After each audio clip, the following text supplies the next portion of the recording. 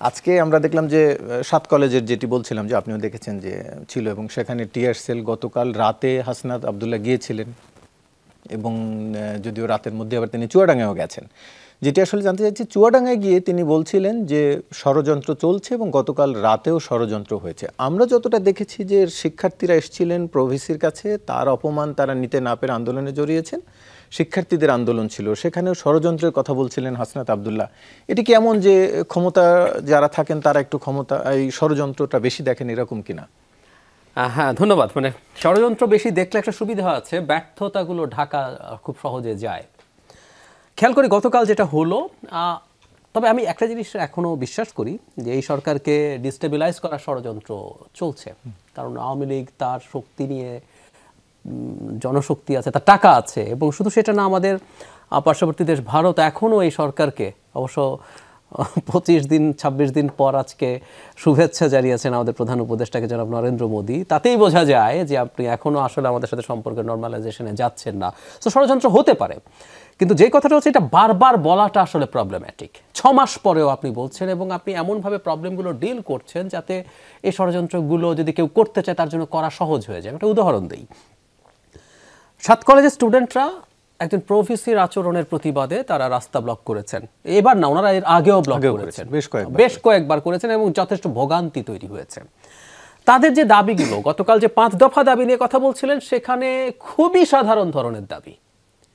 আচ্ছা, এমনিতে আজকে যে সিদ্ধান্ত হলো, মানে আমি তো মনে করি অত্যন্ত অমানবিকভাবে তাদের সাথে আমরা আচরণ করেছি। মানে এই সরকার এসে এই ঢাকা ভার্সিটি থেকে এদেরকে সরাতে হবে এই সিদ্ধান্ত নেওয়ার জন্য এই রকম লঙ্কা কাণ্ড ঘটতে হলো। সো আপনি কতটা ইনসেনসিটিভ আপনি। এগুলো আগে হতে পারতো, কিছু আপনি পারবেন না, কিন্তু এগুলো তো পারতেন। আচ্ছা, কালকে তারা অবস্থান ধর্মঘট করছেন, অবস্থান করলেন এক সময় ঢাকা ইউনিভার্সিটির ওখানে। ঢাকা ইউনিভার্সিটির স্টুডেন্টরা এসে তাদেরকে ধাওয়া করা শুরু করেছেন।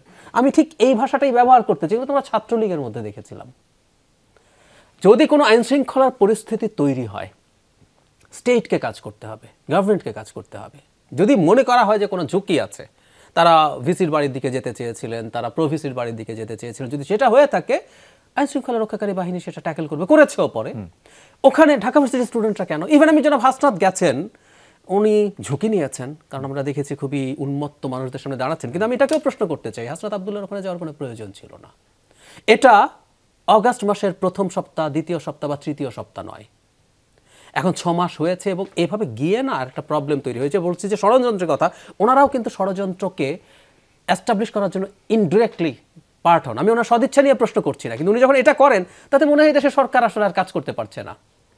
আমাদের এই যাবতীয় সব কিছু, যদি কেউকে যেতে হতো সরকারের কোনো প্রতিনিধি, সেটা স্বরাষ্ট্র উপদেষ্টা হতে পারেন, শিক্ষা, না হলে নিদেন পক্ষে আমাদের ছাত্র উপদেষ্টারা আছেন। যেমন নাহিদ ইসলামকে কিন্তু এর আগে আমরা বিভিন্ন জায়গায় সরকারের প্রতিনিধি হিসাবে যেতে দেখি, সরকারের প্রতিনিধি যাবেন। সো সব কিছু মিলে আমরা দেখছি যে ম্যানেজমেন্ট যখন আপনি ঠিক করতে পারছেন না, তখন ষড়যন্ত্রের দায় দিয়ে তো আসলে লাভ নেই। যখন ষড়যন্ত্র হচ্ছে, আপনার ম্যানেজমেন্টটা অনেক ভালো হতে হবে, সো দ্যাট ওই সুযোগটা কেউ নিতে না পারে। বিক্ষুব্ধ মানুষ, 7 কলেজের স্টুডেন্টরা তো যৌক্তিক কারণে বিক্ষুব্ধ আছেন। তারা যখন মাঠে নামবেন, ওর ভেতরে কেউ ঢুকে কোনো না কোনো ধরনের অস্থিরতা তৈরি করার জন্য প্রভোগ করতেই পারেন, কিন্তু আমরা তো অহেতুক সুযোগগুলো দিচ্ছি। এই যে ম্যানেজমেন্টের প্রবলেম, সেজন্য আমি না যখন ষড়যন্ত্রের কথা শুনি এটাকে খুব ক্লিশে লাগে।